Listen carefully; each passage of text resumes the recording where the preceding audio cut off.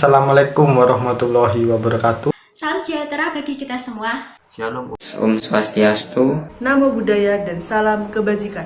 Halo semua, kembali lagi bersama kami kelompok 4 dari PKN 41 Universitas Jember.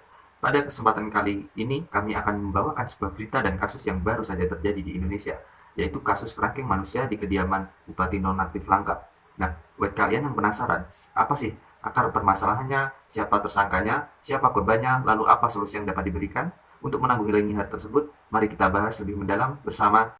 Saya Wahyu Madani dengan NIM 21191020130. Nama saya Karel Aditya Budi Saputra dengan NIM 21191030 1009. Saya Anissa Fitriana dengan NIM 2117101065.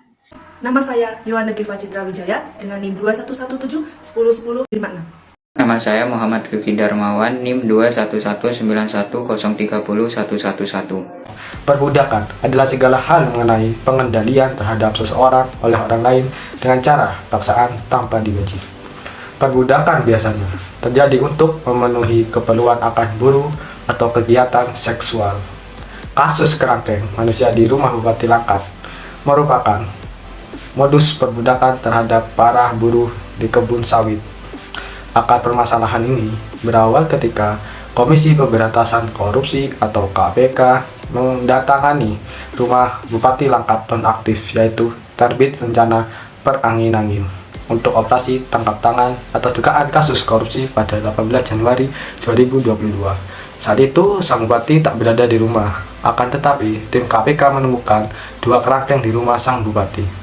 Disebutkan kalau para penghuni kerangkeng tersebut merupakan buruh dari pekerja kelapa sawit. Buruh tersebut bekerja dengan 2 shift, yaitu siang dan malam, dan hanya diberi jatah makan 2 kali sehari. Mereka yang dikurung melaporkan mengalami perbudakan karena tidak mendapatkan gaji serta mendapat perlakuan yang tidak manusiawi hingga adanya penganiayaan.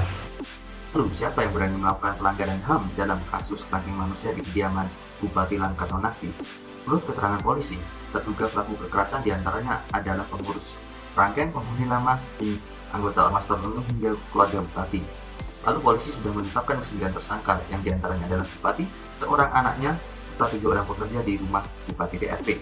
Kapolda Sumatera Utara Irjen Pol Panca Putra Simanjuntak mengatakan Bupati TRP sebagai pemilik rumah dianggap sebagai pihak yang paling bertanggung jawab atas dugaan perdagangan orang dan penganiayaan hingga menyebabkan matinya penghuni kerangkeng tersebut. Menurut keterangan Kabid Humas Polda Sumatera Utara, Kombes Pol Hadi Monbidi mengatakan para tersangka itu menyebabkan korban meninggal dunia dalam proses TPPO. Ada 7 orang, mereka adalah HS, IS, TS, RG, JS, HG, dan DV. Tersangka dikenakan pasal 7 Undang-Undang Republik Indonesia Nomor 21 Tahun 2007 tentang pemberantasan TPPO dengan ancaman hukuman 15 tahun ditambah sepertiga ancaman pokok.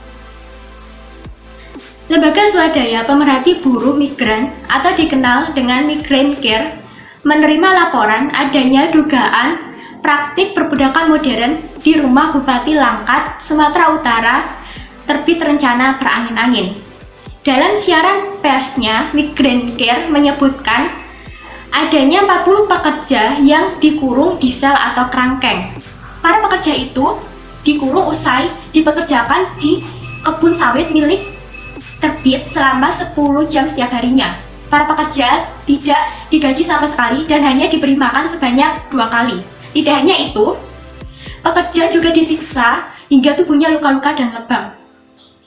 Pekerja di kediaman bupati itu jelas bertentangan dengan hak asasi manusia, prinsip-prinsip pekerjaan layak berbasis HAM, dan prinsip anti penyiksaan. Hasil penyelidikan Komnas HAM mengkonfirmasi adanya praktik kekerasan, penyiksaan, perbudakan maupun perdagangan manusia pada kerangkeng manusia tersebut. Menurut Ana, telah ditemukan 26 bentuk kekerasan yang dialami penghuni kerangkeng dengan 18 alat yang digunakan tindakan kekerasan tersebut. Selain itu, 19 orang yang diduga menjadi pelaku kekerasan, mulai dari pengurus kerangkeng, anggota organisasi masyarakat, hingga anggota TNI Polri. Kerangkeng manusia sendiri awalnya dibangun pada tahun 2010 di bawah kepemimpinan Bupati Langkat dengan tujuan untuk mendorong anggota organisasi masyarakat. Namun, dalam perkembangannya, kerangkeng manusia digunakan sebagai tempat rehabilitasi, Pihak kepolisian menghitung jumlah korban mencapai 656 orang, tetapi belum diketahui berapa banyak yang tewas di dalam kelalaian tersebut. Komnas HAM juga menyatakan bahwa keberadaan kerangkeng manusia diakui oleh banyak institusi di Langkat. Dalam pencegahan kasus Bupati Langkat tersebut, seharusnya rehabilitasi tak bisa dijadikan alasan mempekerjakan orang di perkebunan kelapa sawit secara sewenang-wenang. Karena pada dasarnya rehabilitasi terhadap para pecandu narkoba memiliki standar khusus. Terlebih seharusnya yang menangani kasus ini adalah BNN, yaitu Badan Narkotika Nasional. Selain itu, tempat rehabilitasi narkoba juga harus memiliki program yang jelas sehingga kasus tersebut tidak terjadi lagi atau tidak terulang lagi. Dan yang terakhir, seharusnya masyarakat dihimbau yang ingin membawa anggota keluarganya untuk rehabilitasi narkoba atau sosial agar memastikan lembaga yang dituju itu ilegal alias mengantongi izin pemerintah sehingga tidak terjadi kasus seperti yang terjadi di Bupati Langkat tersebut. Sekian dari kami, terima kasih.